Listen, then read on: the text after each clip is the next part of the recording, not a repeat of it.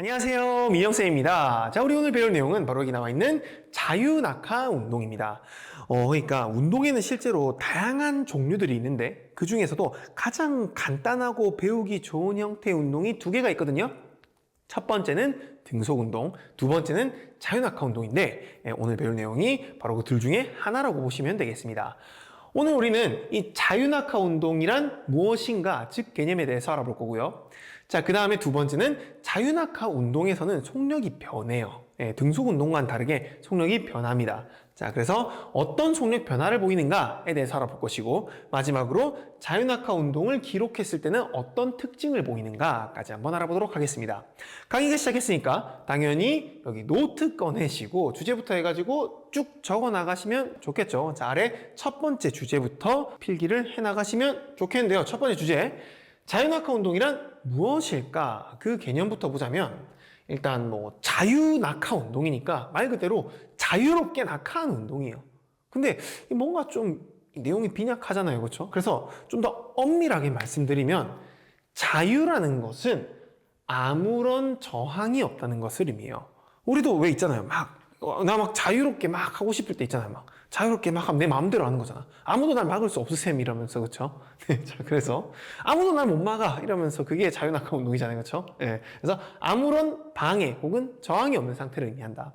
지금 이거는 낙하 운동, 떨어지는 운동이기 때문에 이 물체에 중력만 작용하면서 공기 저항력이나 마찰력이나 이런 거 아예 없이 중력만 작용한다는 그런 상태를 의미하는 자유이고요.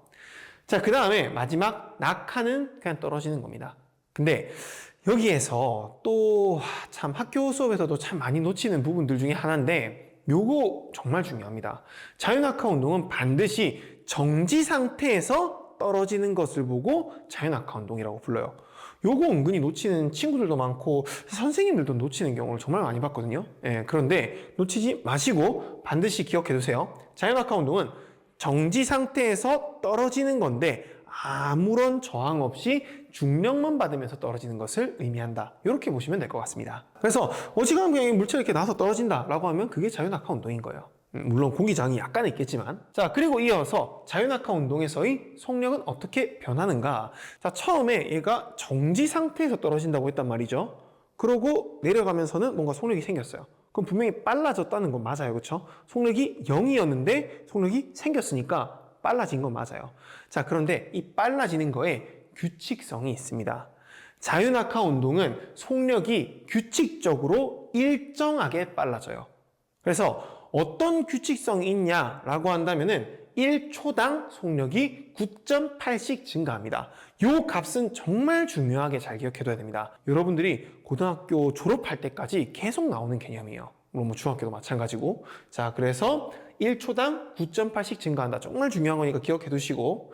자, 그리고 요렇게 속력이 일정하게 증가하는 운동을 보고 우리가 등가속 운동이라고 불러요.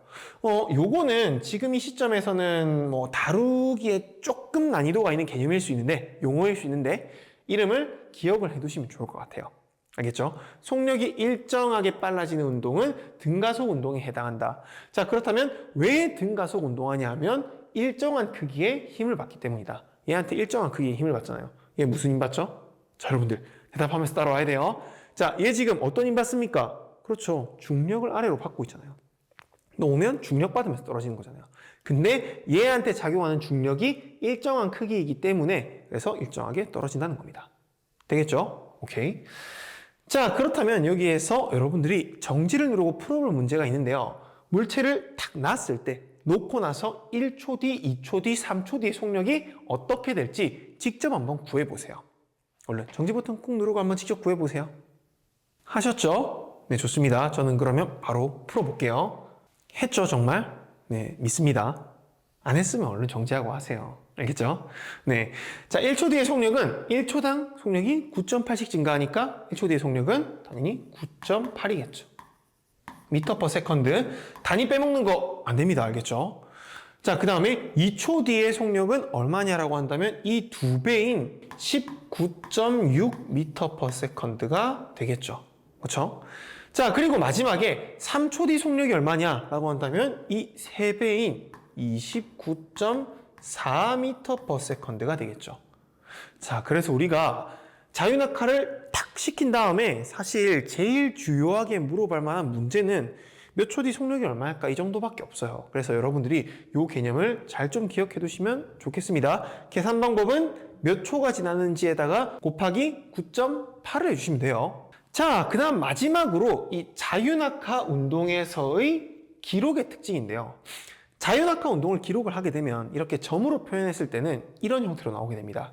속력이 점점 빨라지니까 이 간격도 점점 늘어나는 형태로 나온다는 거죠. 알겠죠? 자, 그래서 물체 사이 간격이 일정하게 늘어나는 형태로 나온다는 것이고 필기하셔야 돼요. 알겠죠? 자, 이거 주제 필기 하셔야 됩니다. 자, 그리고 이거를 아까 점 말고 일반적인 형태의 X축, Y축 그래프로 표현한다면 이런 형태가 돼요. 속력 시간 그래프가 1차 함수의 형태로 나옵니다.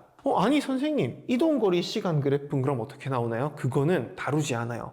2차 함수의 형태로 이렇게 휘어진 형태로 나오는데 정말 어지간해서 나오지 않습니다. 예, 그래서 일단 말로만 그냥 잠깐 듣고 잊어버리셔도 될 거는 같은데 만약에 뭐 학교 선생님이 너무 막 어렵게 문제를 잘 낸다라고 하시면은 이렇게 휘어진 형태로 나온다는 것까지는 좀 기억해 두시면 좋을 것 같아요.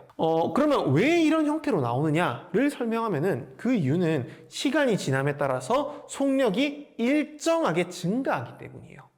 알겠죠? 이해되죠? 네, 좋아요. 자, 그리고 여기에 추가로 심화라고 해서 나와 있는데 속력 시간 그래프에서의 이 기울기 있죠. 이 기울기가 가속도를 의미합니다. 사실 뭐 가속도 개념을 여러분들이 자세히 다루진 않는데 가속도는 그냥 심플하게 말하면 1초당 속력이 얼마만큼 증가하는가를 의미해요. 자유낙하 운동의 경우에는 1초당 속력이 얼마만큼 증가한다라고 했죠? 아까 얘기했잖아요. 자유낙하 운동은 1초당 속력이 얼마 증가한다? 자, 여러분들 집중하면서 대답하면서 따라와야 돼요. 1초당 속력이 얼마 증가한다? 9.8씩 증가한다. 방금 배웠죠, 그렇죠? 예, 그래서 이 자유낙하 운동에서의 속력 시간 그래프는 기울기가 9.8입니다. 이것도 굉장히 심한 내용이긴 한데 가볍게 알아두시면 좋을 것 같습니다. 자, 그러면 개념은 이 정도로 할 수 있을 것 같고 바로 연습 문제로 한번 들어가 볼게요. 얼른 정지하고 한번 풀어보세요. 자, 얼른 여러분들 직접 풀어봐야 돼요. 알겠죠? 풀고 듣는 거랑 그냥 듣는 거랑 학습 능률 자체가 달라요. 알겠죠?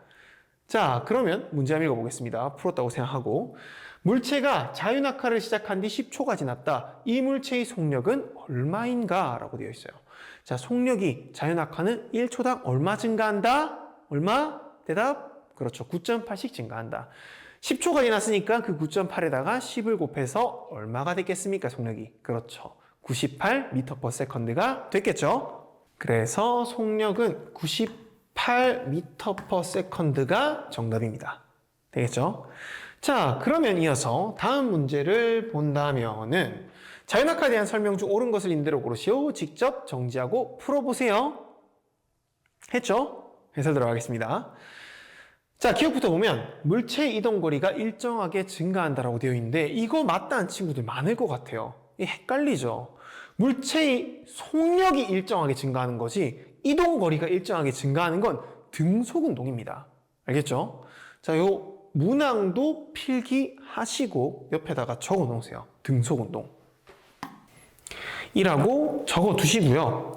자, 그 다음에 니은 물체의 속력이 일정하게 증가한다. 요게 맞죠? 그쵸? 그래서 아마 기억 풀다가 니은 보고 아차 싶어가지고 기억 아니다 이렇게 표시한 친구 좀 있을 것 같아요. 헷갈리면 안 돼요. 이거 정말 단골로 나옵니다. 자, 그리고 디귿 물체의 단위 시간당 이동거리가 일정하게 증가한다라고 되어 있는데 단위 시간당 이동거리가 의미하는 게 뭐였어요?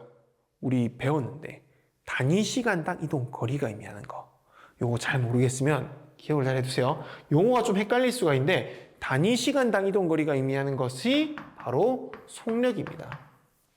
그러니까 물체의 속력이 일정하게 증가한다는 거랑 같은 말이에요. 그래서 요거는 맞겠죠. 정답은 니은과 디귿이 옳다. 이렇게 표시하면 되겠고요. 자, 오늘은 문제가 하나 더 있습니다. 자, 이어서 세 번째 문제 한번 풀어보세요. 아래 자유낙하 그래프에 눈금을 하나 이상 표시하시오. 직접 속력 시간 그래프 그리시고 눈금까지 찍어보세요. 정지. 하셨죠? 네, 풀이 바로 들어갈게요. 눈금을 표시한다면 제일 이제 간단한 거는 시간이 1초일 때는 속력이 얼마까지 증가했겠어요? 그렇죠. 속력이 9.8까지 증가했겠죠. 뭐 필요하면 단위까지 적어주고 미터 퍼 세컨드. 여기도 초 적으시고 이렇게 하면 되겠죠. 그렇죠? 네, 좋습니다. 자, 그래서 우리 이렇게 문제를 쭉 한번 풀어봤는데 이어지는 문제는 어플리케이션에서 풀어보시고요. 오늘 수업은 여기까지 하고 마치겠습니다. 안녕.